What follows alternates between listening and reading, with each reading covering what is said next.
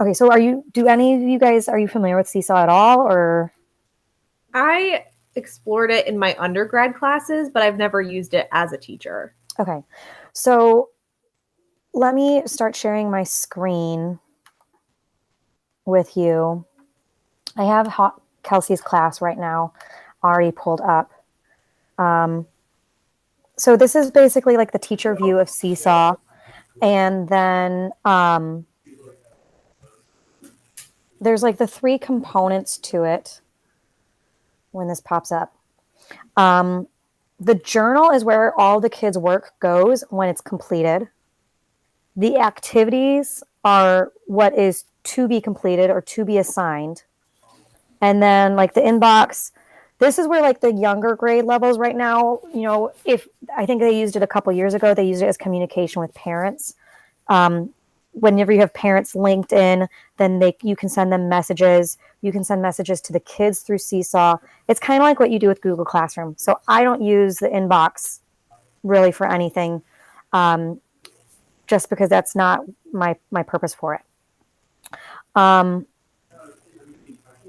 If you guys were to sign up and you were to get your kids joined in on this and started, what will happen is their name in this left-hand corner, they can log in with Google and then have access to like all of our classes. So like your kids all have this already through me. So when they log in, they would have, Hoffman Music, Collins Science, not Hoffman Music. They could have Hoffman ELA, Collins Science, Music, whatever teachers. They're allowed to have multiple classes. If I remember correctly, as the free version, you are allowed to have up to 10 classes. With the plus version, you're allowed to have, as a teacher, you're allowed to have up to 25 classes. And then with the district version, you can have up to 100 classes. And obviously with the different levels too, you can have co-teachers on here. So like if I wanted to have Mrs. Watson sign on to my things and she could have access to this, that's fine. If I was a classroom teacher and let's say I'm Kelsey and I work with Jen, we could both have links to the same Seesaw so that we can kind of see where kids are going with their stuff. So in terms of the progress and the standards, I'll start there. When I make an activity, I now can attach a skill to it. I don't know if you see right here, this skill. And that's where I am putting my different standards. So let me go really quickly here and I'll show you what that looks like, just from like the design aspect. So my skills that are attached to this specific activity are composing rhythms and reading rhythms. Then when I'm grading through the activities, who was done? I think Cage was done. So I'll just show you what I did with Cages. If it pops up here. There. So like Cage on the first skill, on his skill of reading the rhythms, he did not so great. So what I did was then I go into the skills and I tag that like, oh, he actually did really well. I think I need to change that because I don't think he actually did really well. So then I like bump it down to whatever achievement, whatever understanding he had. If he totally aced it, I would give him 4, and then it's color coded too. But then he was supposed to write a rhythm, which he did really poorly on. So then he only gets 2 stars for that. That's just the individual. But then when I go back, and let's pretend the whole class did theirs, I can go into my progress tab, and this is only on the teacher ones. Wow, why is this going so slow? And it'll show each activity, and like you can see that, okay, Cage on this activity, here's his standards. Like he got 2 on the 1 standard, but he got 4 on the other. So overall, it kind of comes out to like that middle ground 3 standard. Landon, he didn't write his rhythm at all, so he got a 1 star, and on his reading of the rhythms, he only did it like partial of the way. So what happens is that as all of these activities go through, like I can see how they did on each individual activities, but then eventually too, I just don't have enough activities in here. I can look at the skills itself, and it will show me what they got based on the skill individually. Like, so I can filter through the skill to say, oh, on this, reading skill, he did really great. On this other skill, he did kind of poorly. And, that's just where it would come out in the standards of how it shakes out. And I don't know if that makes sense when I say that. Yeah, it definitely does. Because when we were talking about doing the like the music report card, switching it to standards, we were basically like, well, we'll have 3 main components. And so that's what would be reported on the report card. But under my like grade keeping, I'm actually paying attention to 3 or 4 components under the big umbrella piece. So the skill set on Seesaw would be the big umbrella piece, with the activities being measured by those individual components under the umbrella pieces. Does that make sense what I'm saying? Yes. And so with this progress, I just don't have enough activities to see it. You can ultimately see, okay, on this last final activity that I did, this is what they achieved, but I can also see across the board, well, here's what they did the whole time. Like maybe they got that red last activity, but if they got greens most of the time, that they really did understand it most of the time. So Kelsey, your class, we just ran out of time. So let me show you another class that did actually finish the activity, so that I can show you like what it looks like with everybody having done the activity. Because that kind of shows me too then, okay, most of this class understands the activity. I can move on to a new skill set. I can move on to a new concept. Versus like your class, if I were to look at it right now, Kelsey, it's like, well, nobody was finished. I'm not ready to move on from that yet. Right. Sorry. Oh, it's not showing up because the dates weren't there, because this was with the kids. Okay, so this was with Sandy's class last week. And so I can see right here when I click on this, 3 kids didn't start it at all, or they didn't turn it in. Like Braden Krebs, he just didn't turn it in. And I talked to him about it in the hallway yesterday. He's like, oh yeah, I forgot to hit submit. And then 1 kid didn't finish it, so that's a draft. But 18 kids finished it. And of the 18 kids, like they're all green. So like I feel confident that I can move on from this concept. Like I think these 2 kids were absent. But so let's. Quick question. Yeah. For the activities, Mm-hmm. like, do we have to put the activity into Seesaw for it to be like graded, or could it just be like almost like a record keeping place for us? So what I would do if you're using it with the Google Classroom connections, like I would create a Seesaw activity that is then linked to the Google Classroom, so that when you do, like the kid opens Seesaw, they open the activity and it takes them to Google and they do everything through Google, but then come back and submit it so that you can keep the record keeping in Seesaw, but the actual work is done in Google. I know it adds like another couple of steps, but I also know you guys use Google primarily for your like interfacing and interactions with the kids. Right. I'm just wondering for for example, we just did like a writing piece, like a not a writing piece, but like a reader's response. So we graded them in reading, writing, and in like work habits. Yeah. But like it was all paper pencil. Yeah. So could I just like plug it in here? Yes, absolutely. Yeah. Okay. Let me show you how I create an activity. Go from scratch, like adding a new activity. And I'm gonna preface this too, that Seesaw is not perfect, and there are several things that annoy me. Like if I'm making a new assignment, I need to save it, or else it just totally goes, like it gets to the ether. Like last week I was working on something and I worked on it like all night long and I forgot to save it, and the next day it was just like gone, and I was gnashing my teeth and, ripping my hair.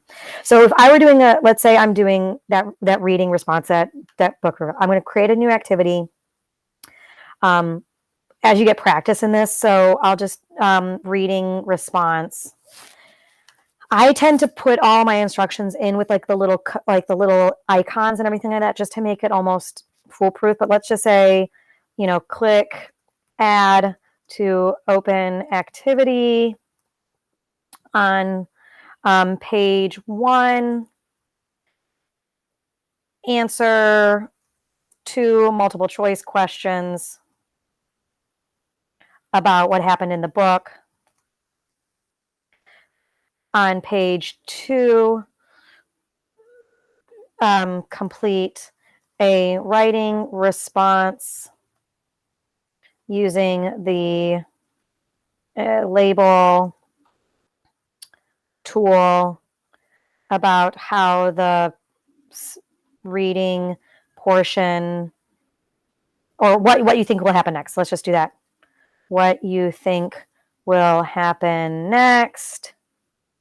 And then on page 3, visit this link to watch a book trailer about the book.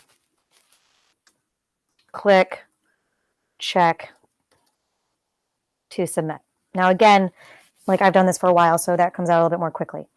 So that's just in the instructions. And then you create a student template. And this is what they would actually respond on. This is what they would actually do. So like there's all those links. If you have, sorry, let me go back to that. I think I forget that you guys are new to this, and I apologize. So you can put a photo, you can like where you literally just take a picture with your computer. Drawing is what I do most of the time because you can put pretty much anything in. You can put a hyperlink in, like let's say that's where you're going to put the Google Doc link. You can do that. You can upload files. Like I saw this one cool tutorial for the younger grades where like if you are doing like place the number of apples in a basket, then you have your Google Slides backdrop that you can take as a screenshot, and then you can upload it here and then just insert an apple. But that's, time to explore later. We can do another meetup for that. And then they each have their own little tools. So, answer the following, or choose the correct answer. We'll just say that. Choose the correct answer. And then let's say a question of Tom Sawyer's best friend is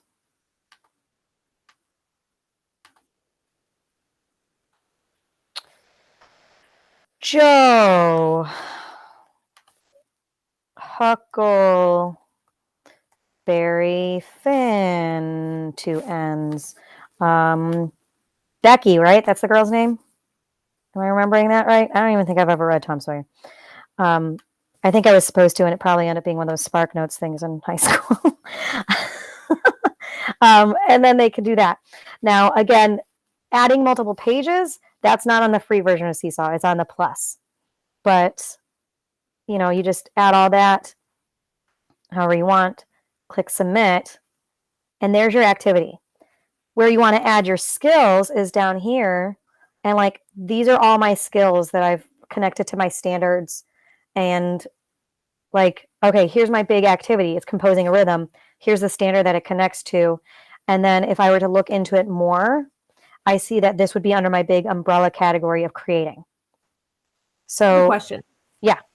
Were you able to like draw the standards from somewhere out in the ether, or did you type these each in individually? I mean, you can copy and paste them. I type them in individually just because the music ones are there. So, but I didn't put them in like word for word verbatim what the standard is. I put the numbers, and then I put like the common sense. Here's the explanation of it. So like if you were to type it in for the ELA, maybe the standard is writing know the, pull summarizing summarizing facts and main ideas from the books, but that's not the whole standard, right? Like, I don't know if they have standards already set out. I will say I put all these standards in last night, so it took me about 20 minutes. That's not fair. Maybe it took me a half hour to put my like 8 standards in. And of course, for music, the standards are more individualized by grade. So it's literally looking at K through 8th grade for the music standards, and each one is like infinitely different. So like I pulled out, I think, 8 standards out of probably like 40. But keep in mind too that you could have multiple teachers on your Seesaw. So let's say like you could just like conquer and divide. Like, okay, I'll put in all the writing standards. I'll put on the reading standards. I'll put on all the communication standards. And the higher level of the subscription, you can add more teachers. I don't remember how many you could add on the school one. The school one is obviously like the top of the line subscription or offer. So I think it's 10 teachers. I think it might be 10 teachers for the plus, like just the individual plus option. So, I mean, if that helps, like in terms of like the time that it takes to put in the standards. Yeah, that's helpful. Thank you. Yeah. So then that's my standard. So then we're going to pretend that this music standard matches. Actually, it could. Let's see. Where was it? Music history, genre, and multicultural. I'm going to put that with the Tom Sawyer reading thing. And then I'm going to click that. But you know what? I also want another standard. So I'm going to also put evaluating musicals. There is a Tom Sawyer musical out there. I don't remember what it was. It might be about Huckleberry Finn. But so then I've got my standards connected to it. If I wanted to put teacher notes, like specifically if Katie and Kelsey do this and they are joined in each other's classes and maybe one of them makes the activities, they might want to put notes to the other one, like, hey, or not, that doesn't need to be so casual, but covered in unit 5 could also be used in unit 7 about point of view. I don't know, but that's only to the teachers. So you can have all these details. You can add voice instructions. If you wanted to put an example, you could, and then that's saving it. So that's what it takes to make an activity. You can make it as detailed as you want. You can make it as simple as you want. One cool thing, though, that I think would be more beneficial to you than it will be to me is that there's a huge community of activities that people across the country are putting together. So, like, let me finish this one though too. So then once I'm done with this, I can just click assign. And if I know this is going to all of my 4th graders, like I'm just going to type it in, it's going to every single 4th grade. If I wanted to send it to individual students, like let's say half of Haley's class was there and we did this in person, just in a discussion, then I'll unclick their names. But, I can unclick it and it would only go to half of the kids.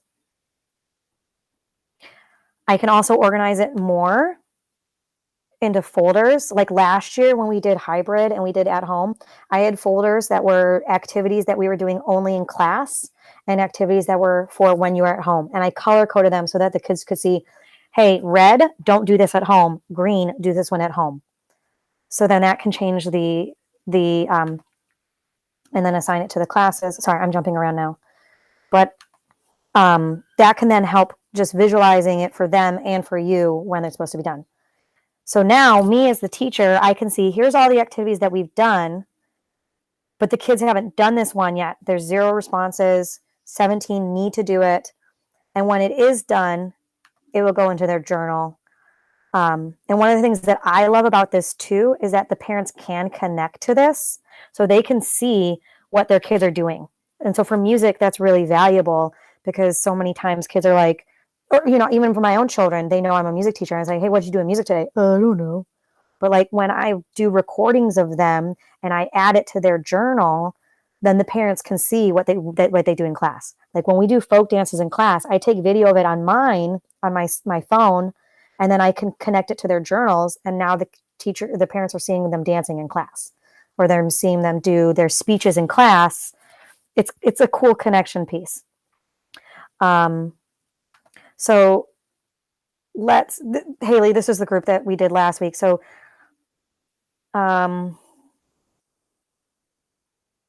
you know, I can go in here again. Here's the teacher notes if I wanted it.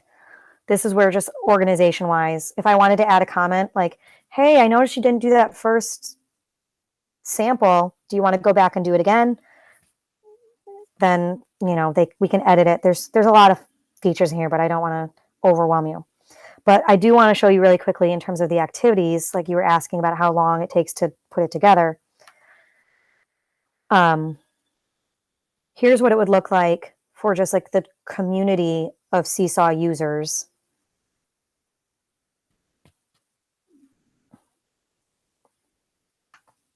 So I can go into community.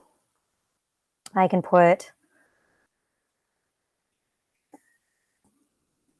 5th grade, 4th grade, and you can even look for subject matter. Once you find something in the community that you really like and you know you're going to use it again next year, can you save it, link it to your library and it'll be there? Yep. Nice. Absolutely. Most of what you just saw in that like really quick snippet of my library is stuff that I've been saving or created over the last 3.5 years. And some of it's garbage. Like when I first started using Seesaw and like making my own activities, I'm like, okay, it's fine. And now I look back on it, I'm like, oh, I would never use this again. So I really should go back and filter through and get rid of some of it. But so here's, you know, 4th grade subjects. They have all of these different subjects. So we'll just, because you guys are all ELA. Actually, no, Bree, you're doing some math and science, but I'm doing ELA too. I got you. Yeah. Okay. I thought you guys were analyzed, but here's like Good. tons and tons of activities. So let's say here's a okay, Freedom's Henry Box. Let's just say character traits. Right there, I'm going to look at it. You know, usually the ones that are submitted to the community are really detailed and really strong in like, okay, this one's going to match language arts, history, social studies. It's good for 3rd, 2nd, 4th grade. And they have all the directions right there. Okay, it's got a hyperlink. You can save it, and now it's in my library. And that's it. Done. So when you say that they're usually more detailed submitted to the community, is there a filter through Seesaw where you are only seeing the best of the best? Yeah. So only Seesaw, there's obviously like the memberships, but then there's also these like, how do I describe them? Like I'm a Seesaw ambassador, which sounds really fancy, but what it just means is that I've done Seesaw for multiple years. And so like if you have questions about it in our building, you can come ask me and hopefully and most likely I'll have the answers. But then there's also like Seesaw Pioneers, which like you could sign up for, and it gives you a couple of extra perks, but it also means you're kind of new to the process. And like as a Seesaw Pioneer, you can, after 6 months, you can take, like they have these like online courses that usually take like an hour, and then you can promote yourself to be an ambassador. Like for me to be an ambassador, I do this hour-long refresh every summer that gives me the sneak peeks of what the new features are. So like that's how I know about what progress is. That's how I know how to hyperlink and do all those things. Only ambassadors, and I think even ambassadors who've been ambassadors for multiple months or years, are allowed to submit to the community. So you're not getting people who are like, I just signed up for Seesaw. Let me show you what I got. Like it's not that. Like there's like some time loopholes that you kind of have to pass through before you can submit stuff. It's neat to see because I was clicking through it as you were showing the community. Yeah. You can click on each of these teachers and you can see how, like, they're an ambassador. You can see how many Mhm. activities they've published, where they're located, teacher likes, students reached. Like, you can see those numbers and how many different Yeah. things they have here, which is helpful. Yeah. So, I mean, I have found a ton of stuff for the music, but music can be so specific that sometimes the way one teacher teaches it as music, like I might do it a different way. But I've done it too where I really like their activity, but they used a different like rhythm syllable than I did. So then I just save their activity, make a copy of it in my library, and then go in and edit it to what I want. Whereas Awesome. I'm still tweaking it. It takes me 5 minutes to tweak rather than a half hour to create. And some people are just really, really good with the digital interfacing, and they just have it like down of like, I know which clip art I want to use, and I know what, recording techniques I want to use. I'm not that skilled yet, so I'm happy to borrow and steal from them. Yeah. So there's a lot of other. Yeah, go ahead. By doing that, so you can actually then copy and then make a copy of whatever they've created and then edit it yourself based on what fits best for you. Yeah. If you wanted to. Okay. Yep. Cool. Yeah. And like for instance, if I was saving an activity that had 5 pages, but the 5th page has nothing to do or we've never covered it, like I can go in, make the copy, and then just go and delete that page. Or maybe there's like a sequencing thing where it's like we covered page 1, but not 2, but yes, 3. Then I can go in and I can shuffle the page order around too.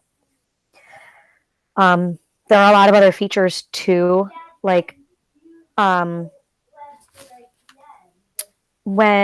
I don't want to shuffle around too much in Seesaw right now, just because my computer's going really slow. So I'll try. But like one of the features that I started using last year that I really liked is that instead of the kids using the microphone within the activity, I have them use like there's a little caption feature on the bottom where they can type a caption of the activity or they can record a caption of the activity. And that goes really quickly too without them having to worry about using the microphone. And, there are some learning curves, but I think we're starting to get used to it. And the bonus for you guys is that in 4th and 5th and 6th grade, like I used Seesaw last year with the hybrid, those first 3 marking periods almost daily, very exclusively. So they're all familiar with it from the music side of things. And, we logged in and it took us a hot minute to log in, but they're all logged in with Google. Like they have their accounts already set up. It would just be a matter of you setting up your class and then giving them the code, which I can help you do in no time. I don't know if you heard my son just scream, hot minute. Okay, so my thought is if I want to use this for more like me, like just more of like a progress type stuff. Yeah, like right now, Katie and I created like this Google sheet to kind of show like progress over time of each indicator or like standard or skill like it has on here. So my thought is, I think this is awesome. I'm just wondering like if we were to do this reader's response, like, do I have to have them like really click submit, or can it just be something where I can see and they can almost see like their progress? Like they're not going to do anything on Seesaw for it. Like they're going to be writing it and I'm going to be looking at that, but then giving them like a progress score on Seesaw. Can you do that? Or is it not really? I think you could. No, I think you could. I think create like a phantom assignment. Yeah, I think that could be exactly it. Because like, let me go in and double check because I'm pretty sure that if you have the kids save it or like if they just open it up and if it's just even open to show that they like started it and then just have them click draft, you can still do your everything. Let me go to your class, Kelsey, since you have a lot of kids in draft and we'll be able to see if that's the case. Draft is a feature for Plus. So again, if you sign up for that basic version, you're not going to be able to have the draft. The kids either have to submit it or they don't. But honestly, kids can submit blank activities all the time. I mean, they do. Like I've had kids do it. So, so if you literally just have them open it up and then hit submit, then I think that's kind of what you're talking about. Yeah. So let me get to activity, and let me just, before we say conclusively that yes, the kids can do that, let me go to one of these kids that have a draft right now, meaning like it's open, it's just not done. Gianna would be a good one.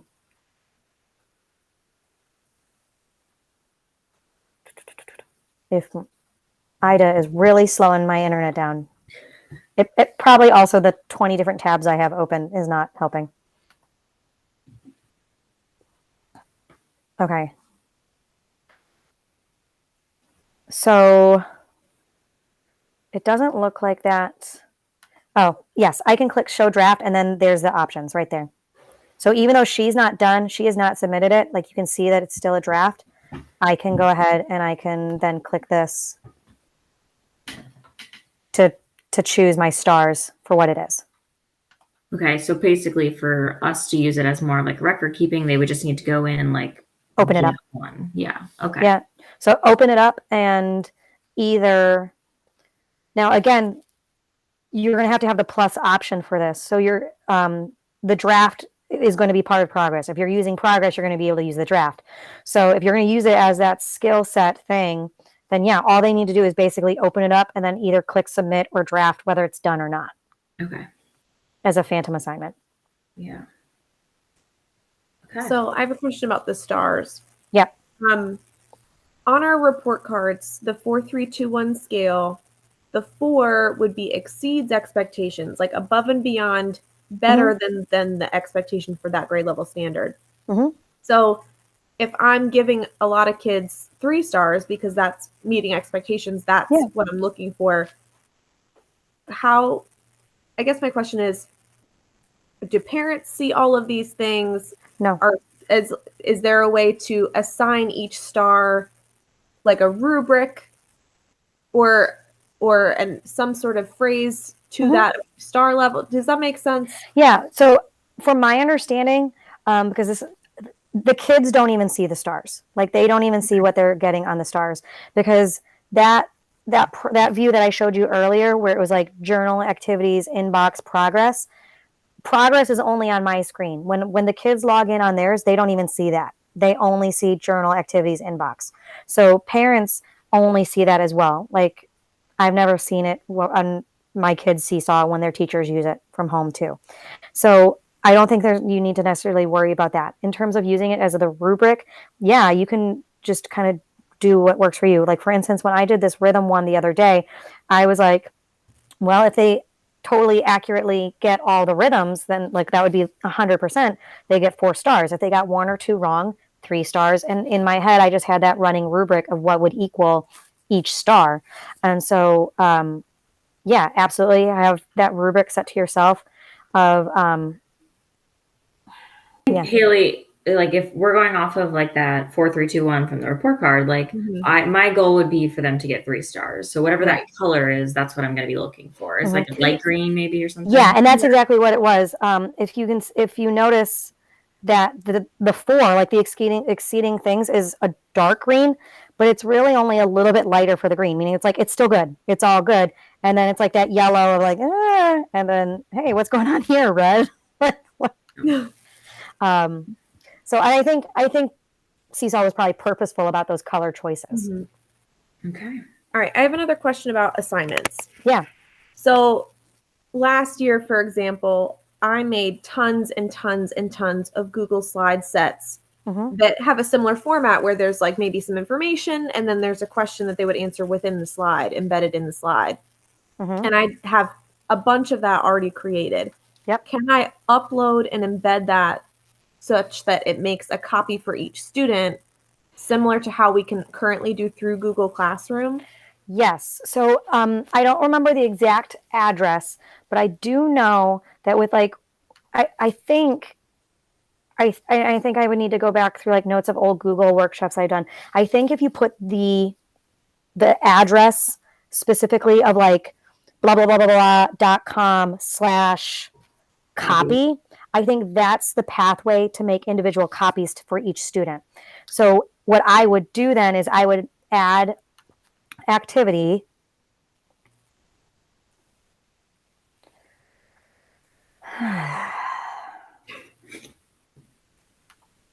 And when it shows up, I would add a hyperlink, and then I would put the web address for the Google thing that you want them to go to.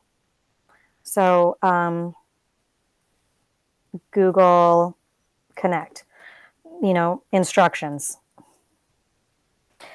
And then for my template for my student responses,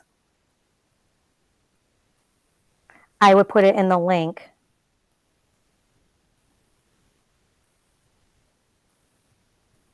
And, I wish I had one right here. That's okay. Yeah, but then anyway, sense. and what will show up, it will look like that screen that I showed you before of that activity, except for with a big box that is hyperlinked to your Google activity. Can you upload or attach more than one template to the same assignment? Could I put a slides and then also a link to a Google form? Absolutely. Yeah. So what I do in that, if I have a page that has like multiple hyperlinks, I put it in as a drawing. And then within the drawing, I can upload link. And so I can upload as many links as I want. And you can you can make it even fancy. Like I'll make a blue box over here, and then I'll put the link and I'll format into the blue box, and then maybe a purple box, and then maybe an orange box. And so then it's in the instructions, I can say, first go to the blue box hyperlink, then go to the purple box, then go to and you can just be as, and you could do that even with, if you have the basic version where you only have one page that you can work with. I would do that. I would just hyperlink everything. Yeah. Because I definitely have had pages where I had a hyperlink to a website I wanted them to go to, a hyperlink to a YouTube video that I wanted them to watch, and then I think the question that I wanted to answer them right here. So, yeah. Well, no, I'll keep sharing my screen. You guys can see me and my screen, right? Yep. Okay. So then I don't need to stop. So if you guys, any more questions, Kelsey? I don't think so. Okay. Just Katie and I I was telling Haley and Brie, I'm right now in 7 different things for one assignment. Yeah. I'm using Sapphire so that parents can see a score, not even a grade. And then we needed our own record keeping kind of thing, but not to show because I can go on a Sapphire and see that, but we want to be able to easily see progress, which was nice in that option there. And not that we don't do a lot of online stuff, but this year we're really focusing on writing. So, and actually paper pencil writing. So just wondering how that would, but you answered it. Well, you know what you could do too? So if you're doing a bunch of paper and pencil writing, what you can have the kids write it out. And I think you could do this 2 ways. You could do it one way. I'm going to trash this. Now, I don't know how this would work with progress, because this is me just kind of thinking on the fly.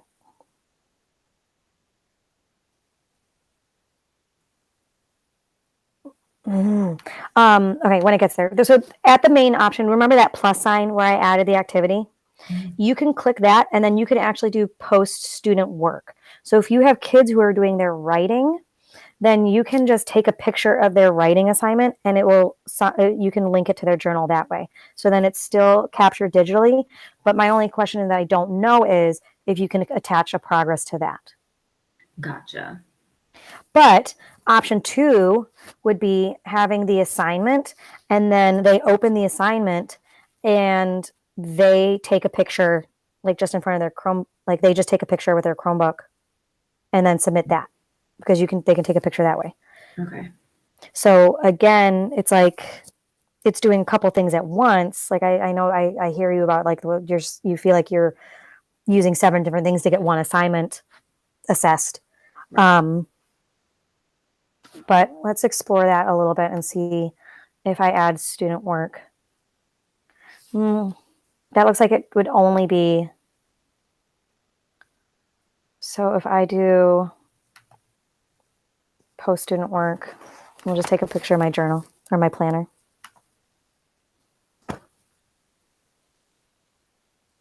So pretty.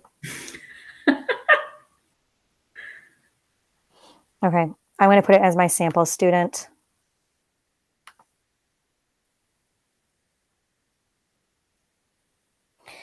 Because then I'm wondering, I mean, it's a lot of steps, but I'm wondering if once it's in there,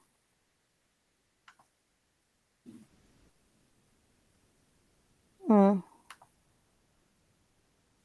it doesn't look like you can attach the scales, but you could at least do that. You could do that same exact process with an activity that you already created that is attached to a skill, that is attached to a standard. Yeah. Okay. So Yeah, a couple of steps, a couple of steps, but it might at least get you out of the paper grade book. That, you know, it might take away some of the pieces, even though it's a couple extra steps. Yeah, I think right now what we're like struggling with is that the report card literally doesn't show us anything. So to be able to come to a data meeting and pull up this where I can see like, can they cite evidence? Can they elaborate on their writing? Like this would be more specific compared to just writes opinion writing. That's what it says on the report card. So just to have more. And then I don't think, like Haley, you were saying, like, can you pull? I was thinking the same thing. Can you pull those standards? I don't think it would take long, though, to just like copy and paste them in there, because then they would all be in there rather than just trying to always know. And it would be nice to include eligible content in there as well. Yeah, which is probably what I would use more than anything, because that's a little bit easier to understand. So, yeah. Like I said, I mean, I had 2 standards going in, and I actually edited them last night and then added all those other standards. I think I had like 10 total. So it took me, in my head, I say 30 minutes. I don't know. I was watching TV, so maybe it did take me an hour, but I'm not paying attention. I don't know, to be honest. And then you said you can do categories, so we could do like reading, writing, social studies, work habits, whatever. Yep. And again, let me pull it up really quickly so I can see what the options are. Seesaws. I put Seesaw plans, and it's like, build a Seesaw. We don't need to build a Seesaw. Okay, so let me double check and see the comparison here. Okay, so with Seesaw Plus, which is what you could have for $100 or $120 a year, or for the 60-day trials, you can have 5 teachers per class. So you could put your entire team in like access to one class. And then, you know, it's kind of like Google Classrooms. You just alter your notification settings so that you're not getting bombarded. And then you can have 25 active classes per teacher. So let's say you guys don't departmentalize anymore, and Kelsey, you do end up teaching, or Bree, you do end up teaching math, science, social studies, and language arts. You could have 4 different classes all under your own umbrella for your homeroom. If we got it for the school, then there can be 20 teachers per class. So that could almost be every single ELA teacher in the intermediate grades could have access. And something that's cool that like, this is beyond my scope of experience, but with the school-wide thing, these portfolios, these journals can follow the kids each grade level. So then you could literally see Haley's kids in 4th grade, their journal, their portfolio could then follow them up to Kelsey in 5th grade, and then go up to Sandy in 6th grade. That's kind of a cool component too. Yeah, like those literacy folders that we use, you know? Yeah. Yeah. So I think that if nothing else, I mean, maybe experiment for 60 days. And if you're like, yes, I love it, then we can see what happens there. And I think what's nice about Seesaw too is like you have your standards there. And once you have them there, they're there forever. Like, I mean, my Seesaw account does not change. So I don't have any reason to believe that next year when I change over my classes again, that I'm going to have to recreate those standards again. Like, I shouldn't. They should just be there. Same thing with if the activities are there year after year, why wouldn't the standards be? So then it's like, it's just staying there. It's not reinventing the wheel every time. It's not, it's just housed in one spot. Please go.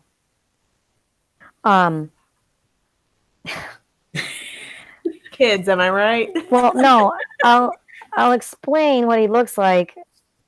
He's coming in with this blanket on, and he looks like the matchmaker from Fiddler on the Roof. And he's a little bit more hunched over, and he's like, so, That's amazing. Yeah,